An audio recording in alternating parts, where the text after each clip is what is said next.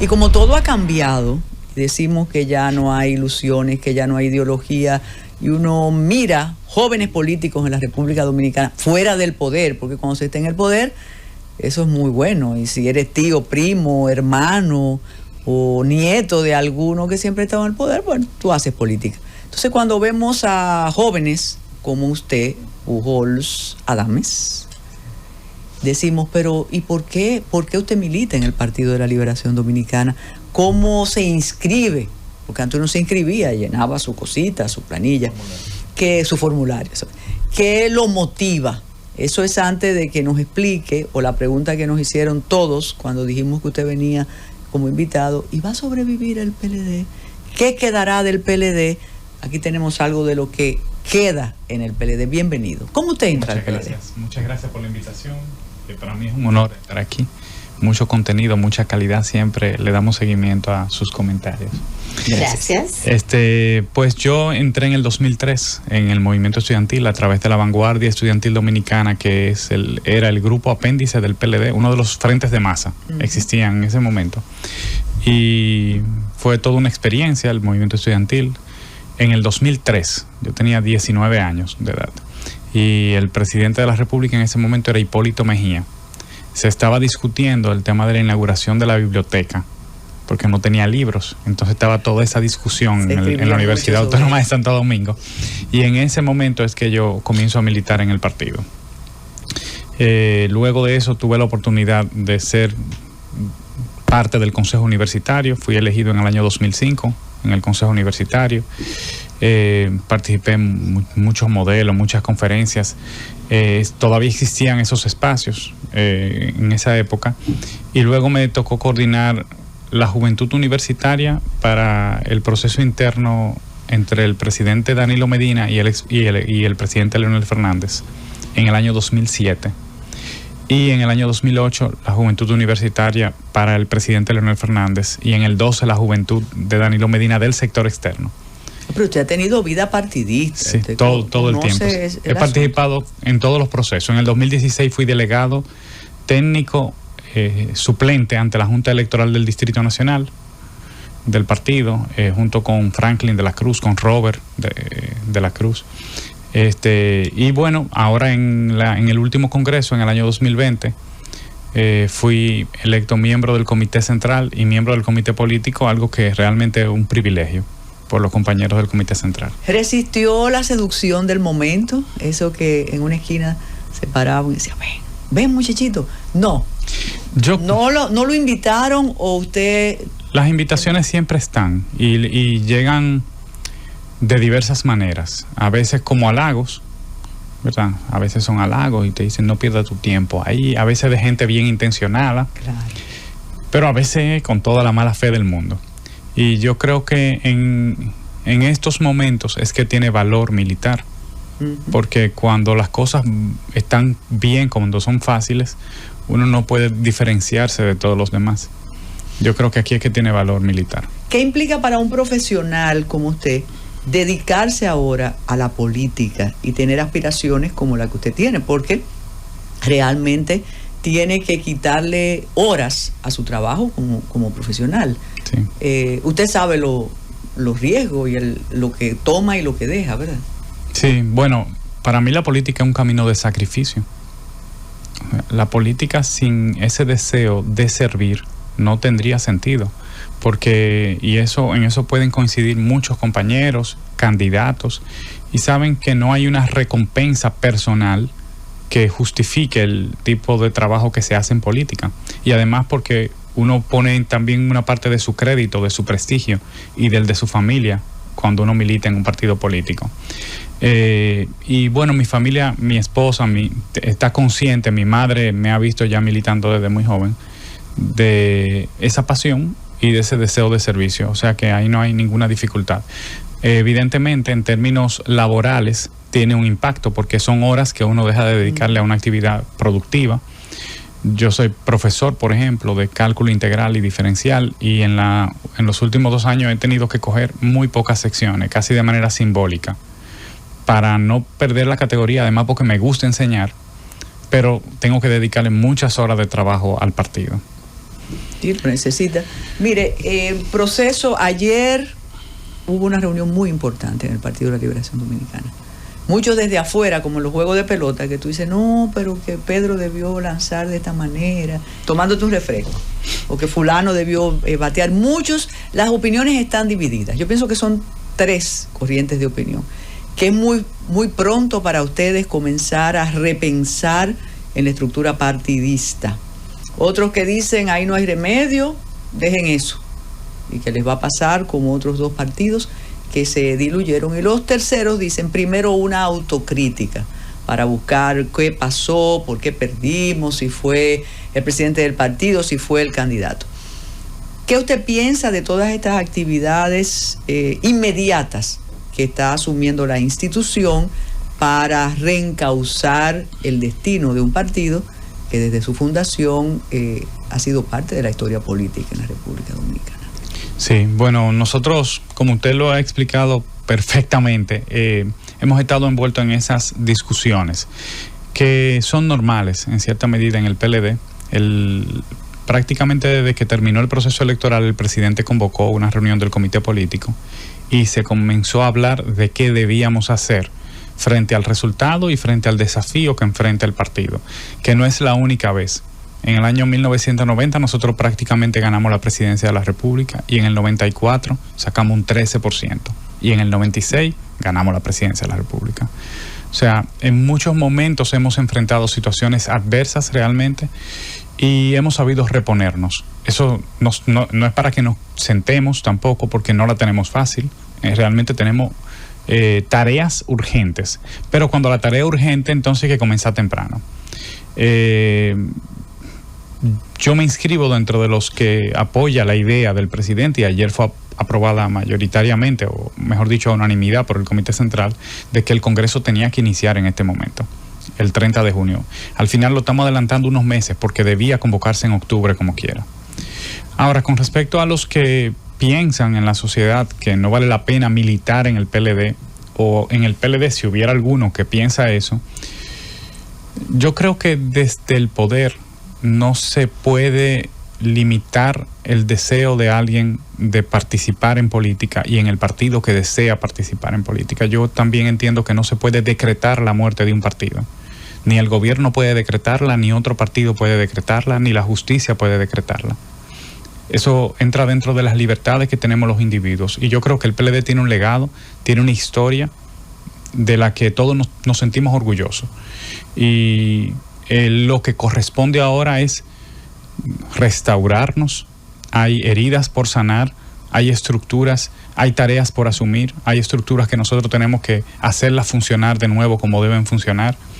Hay prácticas que se abandonaron en el pasado, que nos hicieron diferente a los demás partidos políticos, que es importante que las recuperemos, y es parte de los errores que tenemos que reconocer que se cometieron.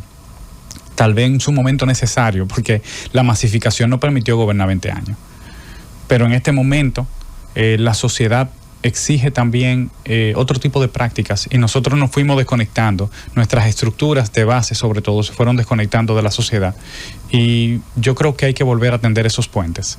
Se necesita que ya comencemos con esa tarea. Sobre la evaluación, siempre necesaria. Yo creo que ninguno estamos en contra de que haya una evaluación.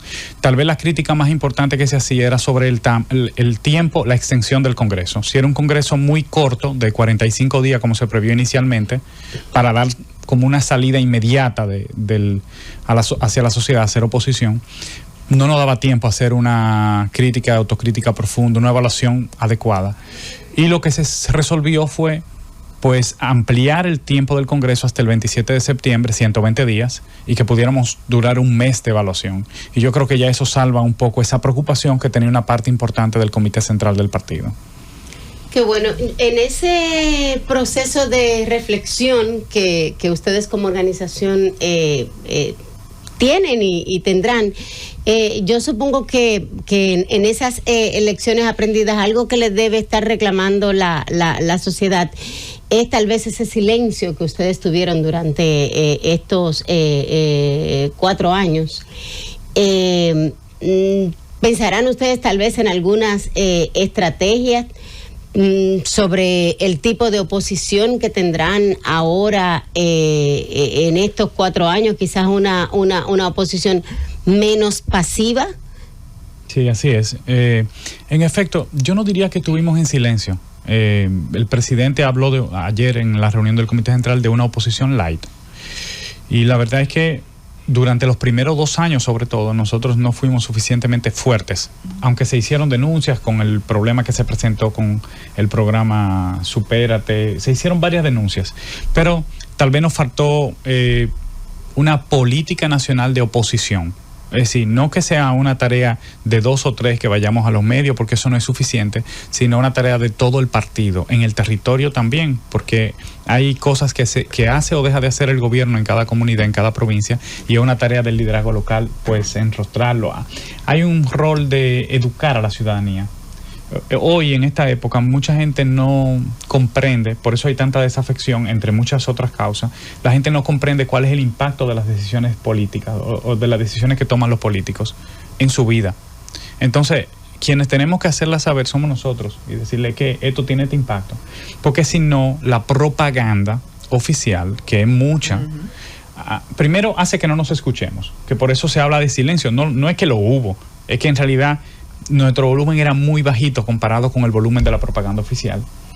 Y luego la gente, si no entiende cómo le afecta una decisión, pues nada más escucha la propaganda. Entonces nosotros tenemos que hacer esa tarea.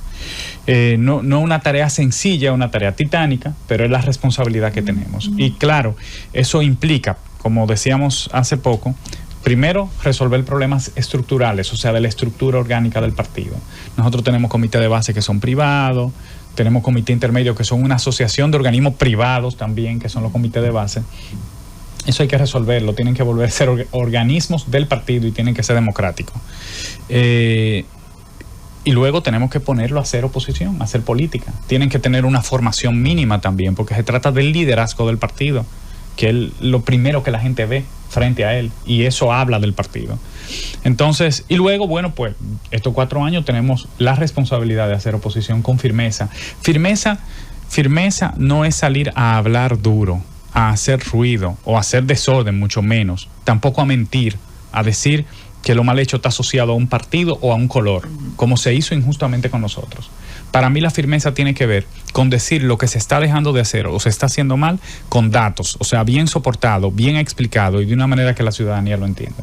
Claro, pero también hizo falta quizás de parte de su organización fijar posición con relación a temas nacionales, neurálgicos, de interés nacional, en el que nos vimos desamparados en algún momento. O sea, temas fundamentales en el que incluso la misma sociedad civil también cayó. Y los partidos, tanto su partido como otros partidos, en algún momento no hablaron y dejaron al país desamparado. Sí, yo creo que en estos primeros 4 años no hubo, yo creo que hubo una autocensura colectiva. Y por más esfuerzo que se hizo, como que no se pudo resaltar, hacer ver los errores que estaba cometiendo el gobierno. Y en muchos casos los errores no, las decisiones deliberadas que se tomaban en contra de la ciudadanía, en contra de programas fundamentales, de políticas que tenían años y que se han deteriorado drásticamente. Evidentemente es una crítica que tenemos que asumir con humildad y tenemos afortunadamente este Congreso para reparar esa situación. Y lo vamos a hacer porque ya es una decisión que se aprobó en el Comité Central. Pujols Adames, antes de hablar de sus aspiraciones institucionales, políticas, es innegable que todas las acusaciones de corrupción administrativa a personas, algunas no ligadas directamente al partido, sino a la familia de dirigentes muy importantes del partido, le hace del presidente de la República, eso fue un estremecimiento. Y ahí, cuando Carolina dice que ustedes no reaccionaron a muchos temas, me imagino que eso fue muy traumático. Pero desde afuera decíamos, ¿por qué no salir al frente a estas acusaciones? Y eso se construyó de una manera tan contundentemente bien estructurada que usted pregunta ahora, y sé que para los viejos PLDistas, y usted pues, como un militante de mucho tiempo, debe resultar muy duro cuando usted pregunta en la calle, dice, no, pero que los PLDistas gobernaron solo para convertirse en nuevos ricos y son unos corruptos todos. Y eso pudo ir en el camino, ir desmintiéndose o contrarrestándose y decir, en efecto, fulano, pero no todos. ¿Hubo alguna razón por la que decidieran no salir al frente a estos casos? ¿O pensaron que necesariamente por la naturaleza de las personas involucradas y porque la responsabilidad penal es personal, eso se iba a diluir y no iba a tener un impacto tan estremecedor para el partido? Yo creo que una parte de nuestro liderazgo juzgó mal al presidente Luis Abinader y a lo que era capaz de hacerse desde el gobierno en contra de un partido del sistema. Nadie pensó que se iba a llegar hasta ahí. Desde el 2017, ahora se estaba diciendo que la evaluación tenía que comenzar desde el 2019 con la división. Y yo entiendo que debe comenzar desde 2017, porque la Marcha Verde fue utilizada con fines políticos. Claro, yo entiendo que el origen de la marcha fue una expresión genuina de la sociedad pidiendo transparencia, pero fue permeada por el PRM con un interés marcado que era desacreditar al PLD como estructura. Y fueron exitosos en eso, muy exitosos, hay que reconocerlo. Y en el 2020 yo recuerdo cuando comenzaron los apresamientos, yo mismo llegué a decir que nosotros teníamos que dar la cara, porque yo entendía que a mí me ofendía profundamente que en cualquier lugar me dijeran ¿qué tú haces qué tú haces ahí? Me indignaba, además que uno tenía que dar un rato explicándole a la gente lo que estaba pasando y no lo entendían porque nosotros estábamos muy callados. La verdad es que nosotros debimos salir al frente y de hecho cuando lo hicimos en el último caso, en el caso en el que está involucrado Donald, José Ramón, Gonzalo, ¿verdad? Cuando dimos el frente y dijimos ya basta, es suficiente, tú tienes evidentemente motivaciones políticas claras, la cosa cambió. La gente comenzó a decir, verdad, ya han hecho demasiado, ya se pasaron.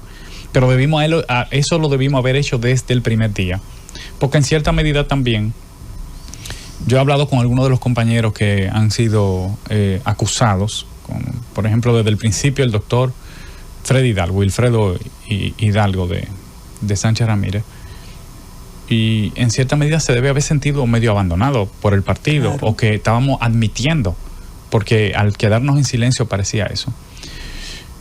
Hay que reconocer también que el PRM utilizó la justicia como un instrumento político. Ellos hablan ahora de la independencia del Ministerio Público, pero este es el Ministerio Público que ha sido menos independiente de toda la historia.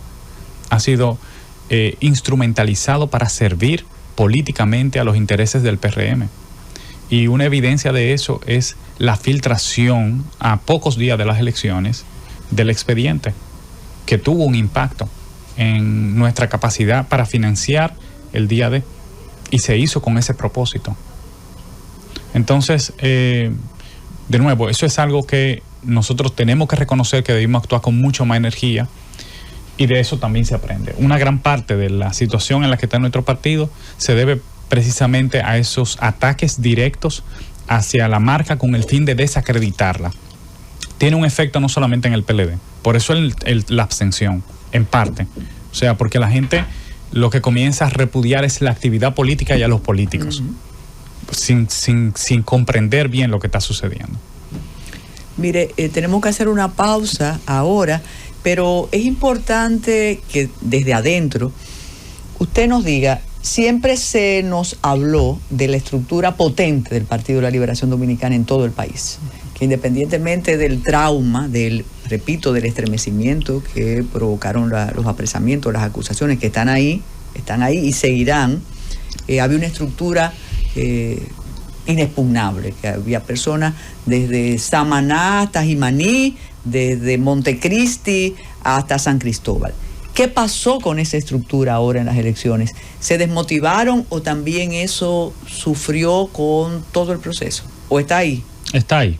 está ahí. ¿Se puede responder ahora o después? Después de la pausa. Okay. Vámonos, Francis. Muy bien. No se trata de precios en los mercados de los vegetales, si están más baratos, la berenjena, los tomates, la tayota, eso depende, eso es así.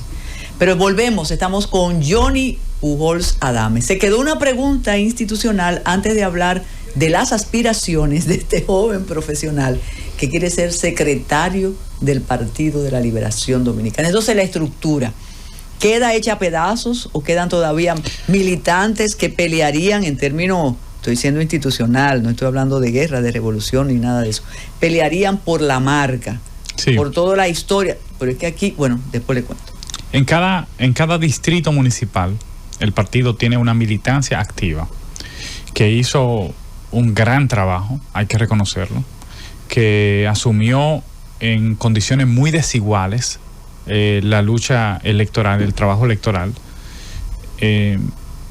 con todo lo que hemos descrito que ha venido pasando en los últimos 4 años en contra de la marca, porque también estaban cargando ese fardo arriba, que era muy pesado, y nuestros candidatos prácticamente sin recursos. Y aún así, el PLD encabezó, o sea, la oposición a nivel senatorial y a nivel de diputados en 18 de las 32 provincias. Y quedó en segundo lugar sólido y diferenciado en el nivel municipal en febrero.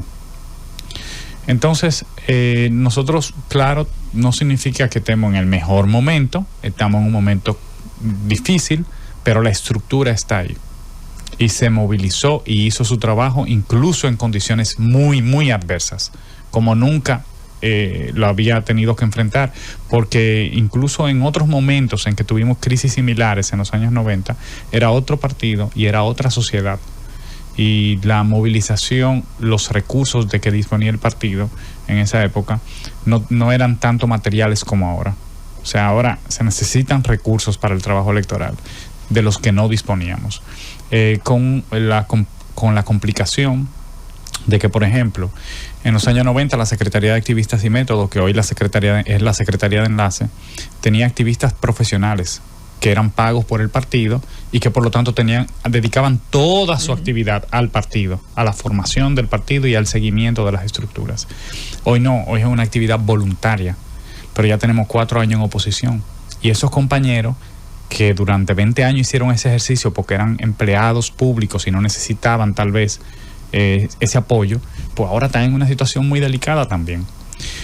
Una gran parte de esa militancia activa del partido, que está en disposición de asumir cualquier tipo de desafío para restaurar la imagen del partido y su posicionamiento electoral, es realmente la generación que se formó antes del 6º Congreso, la generación que fue a círculos de estudio. Si uno mira, por ejemplo, la estructura de enlaces del partido, los 42 provinciales, que son los que tienen mayor responsabilidad, son de esa generación, exceptuando 4 de ellos, que son 4 jóvenes relativamente. Entonces, nosotros sí tenemos el deber de motivar y de convencer a miles de jóvenes que ya están muchos inscritos en el partido, pero que hay que formarlos para la militancia, porque militar es algo que no se aprende solo, eso hay que enseñarle a la gente y hay que enseñarle que son horas de trabajo. Entonces, en la medida que podamos construir eso, pues se irá dando naturalmente una transición, pero por ahora la mayor parte de la militancia del partido, la que trabaja, la que dedica ahora, era la generación que se formó hasta el 6º Congreso. Importante, porque también depreciar a los dirigentes anteriores es un despropósito, parte de la historia del partido. ¿Por qué usted quiere ser secretario general? ¿Qué se hace desde la Secretaría General del partido? Bueno, la Secretaría General primero es una secretaría de tiempo completo, o sea, es una labor de todo el día, de todos los días también.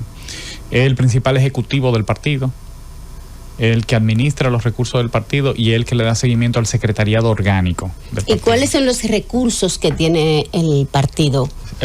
Hasta ahora es el financiamiento público, que está establecido en la ley de partido, en la ley de régimen electoral. y que por costumbre es la mitad del financiamiento en los años no electorales, o sea, a partir del año próximo, y es el doble en el año electoral. Pero aparte de los recursos económicos, ¿qué otros recursos tiene el partido? El partido tiene toda la estructura, todos los locales de que disponemos a nivel nacional, el local de la Casa Presidencial, de la Casa Nacional, que es primero histórico. Claro. Y yo creo que es la estructura más importante que tiene cualquier partido en el país. Tiene sus recursos humanos, que es tal vez nuestra mayor riqueza. Toda la dirigencia del partido, que tiene compromiso y que tiene formación, sobre todo compromiso con su partido y con el país. Pero yo creo que tenemos que volver también a un esquema en el que el militante ayude financieramente al partido. ¿Volver a las rifas otra vez? No, yo creo que debemos volver. No tiene que ser exactamente igual que en los años 90, pero hay muchos recursos hoy. Por ejemplo, uno ve los podcasts y uno se suscribe a muchos podcasts y a muchas revistas digitales y paga una anualidad en ellos. Pero Vanguardia del Pueblo, o como nosotros le llamemos en el momento que entendamos oportuno, debería ser una revista digital. Claro, las suscripciones. Que haya una suscripción y que el militante tenga que invitar a los ciudadanos a orientarse ahí, porque es que eso nos ayuda a crecer. Y además, a veces puede ser simbólico. Yo viví una experiencia en el año 2012 coordinando la juventud del sector externo del presidente Medina, y eran unos talleres en los que nosotros íbamos a explicar qué pensaba Danilo hacer con la juventud. Yo recuerdo que la idea parecía complicada porque nos habíamos planteado cobrarle a la gente para que fuera al taller, y uno le daba miedo de que fuera un fracaso total. Pues inicialmente nosotros hicimos el primer taller prácticamente entre nosotros, 150 compañeros, y eso era un taller de facilitadores. Ahí le íbamos a explicar la metodología y todavía teníamos mucho miedo. El primero se hizo más o menos, pero el cuarto, que fue en Valverde Mao y era un taller regional, le estábamos cobrando 50 pesos a la gente. Eso era simbólico. Con eso no era que estábamos recaudando nada. Se llenó aquello. Prácticamente se gastaba todo en lo que le brindábamos ahí. 800 jóvenes fueron. Ahí fue que nos dimos cuenta de que tenía sentido. Entonces, ¿qué es lo que sucede? Que la gente, cuando participa de esa manera en política, siente que es parte de algo, claro, que es dueño de eso. Sí. Entonces se genera un compromiso y una identidad. Yo entiendo que el militante del PLD, primero porque tenemos que cambiar esa visión de que el partido está para darle algo a la gente, o que la política es para ascender socialmente o para enriquecerse. Eso hay que sacárselo de la cabeza. Hay que poner una barrera de entrada para todo el que se vaya a acercar al PLD, que sepa que aquí viene a dar, aunque sea simbólico, pero viene a dar, porque es que es una labor patriótica la labor política.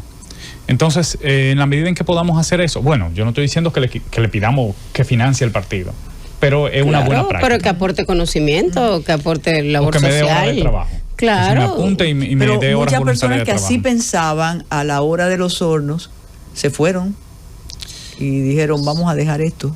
Prefiero que me están llamando del otro lado y me van a dar algo. Sí, pero yo creo que no, que los que se van de un partido a otro y que cambian tan fácil de color y de bandera, son gente que no tiene compromiso realmente con este Quizás país. esos no son militantes, son simpatizantes. Son otra categoría de militantes. Okay. Son militantes de sus intereses. Y esos intereses son más importantes que cualquier otra cosa.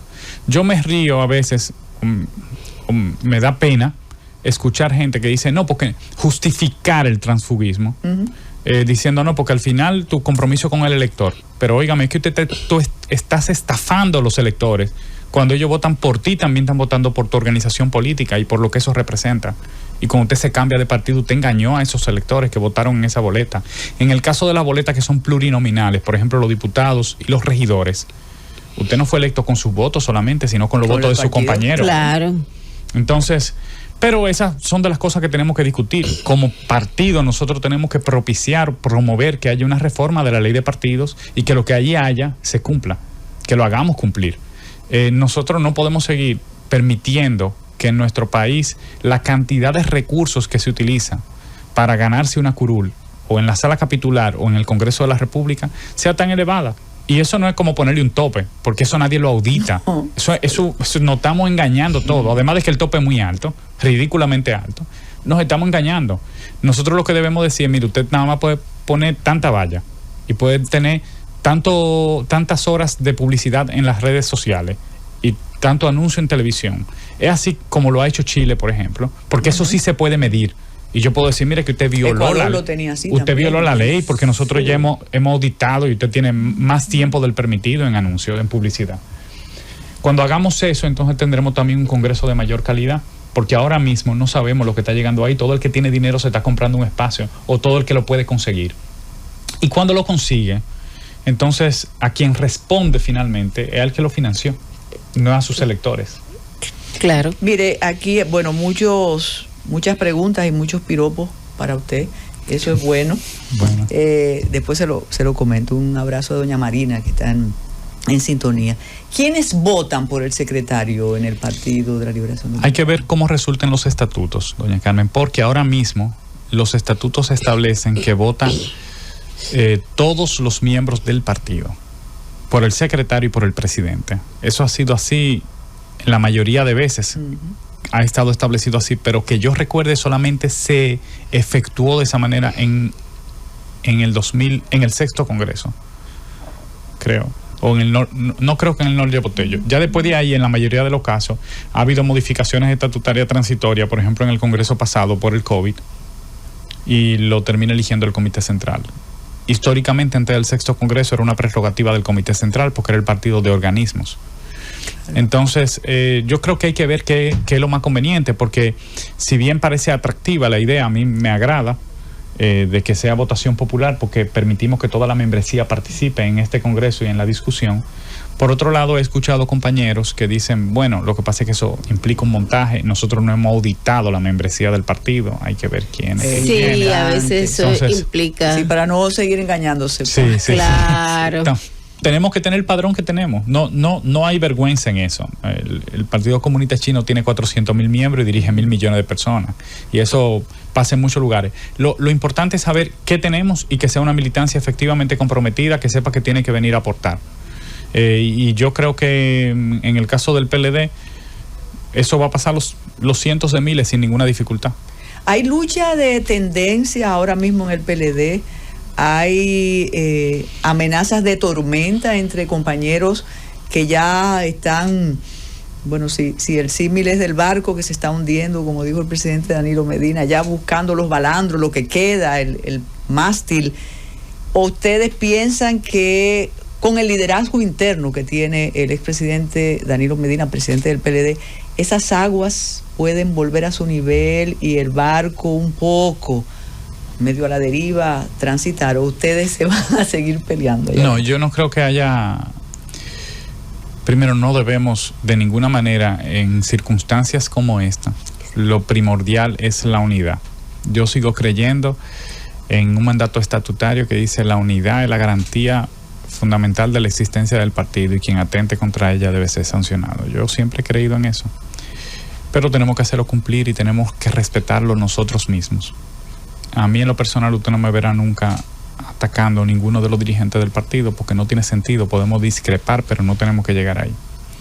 Ahora, como en la situación en la que estamos de fragilidad, yo creo que hay mucha conciencia para propiciar y garantizar esa unidad.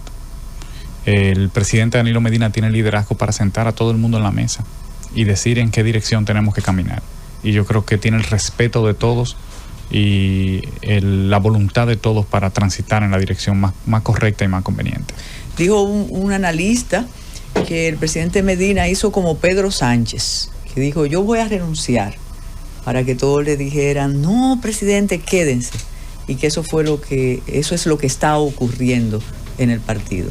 ¿Qué usted nos dice? No, yo no creo que sea eso. Yo creo que el presidente anunció que no quería continuar más allá de este Congreso en la presidencia del partido, porque mucha gente dijo que él había renunciado. Él nunca renunció. Él dijo que más allá para un siguiente periodo.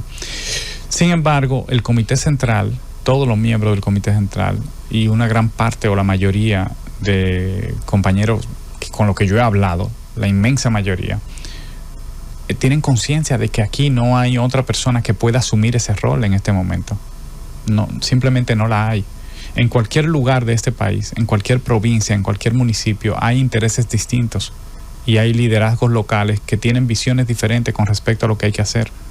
El único que lo puede sentar con autoridad y ponerlo de acuerdo a los dos sin que ninguno se sienta perjudicado o agredido es el presidente Danilo Medina. Ninguna organización entierra eso o prescinde de ese liderazgo, de esa capacidad de unificar al partido. Entonces, inteligentemente, el Comité Central le hizo un llamado de atención casi al presidente y le dijo: no puede abandonar en este momento, porque es un momento difícil, y aunque implica un sacrificio para el presidente, el partido necesita ese sacrificio y ese liderazgo. El partido necesita el sacrificio del presidente Medina, y la sociedad, así mismo como el partido necesita el sacrificio del presidente Medina, ¿qué sacrificio necesita la sociedad del PLD? Humildad. Eso es lo primero. Capacidad de reconocer errores, de enmendar esos errores que tienen que ver sobre todo con nuestra desconexión, primero con la base partidaria. El hecho de que hayamos privatizado los organismos nos desconectó de la base del partido, porque entonces se rompió el lazo de comunicación. Y segundo, que ese partido se conecte en cada una de las comunidades y esté presente en los problemas que aquejan a la gente, no solamente a nivel nacional, sino sobre todo a nivel local, porque ahí es que la gente lo siente en su cotidianidad, en el día a día.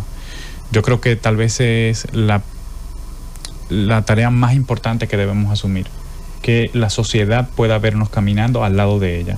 Hay causas que nuestro partido tiene que asumir.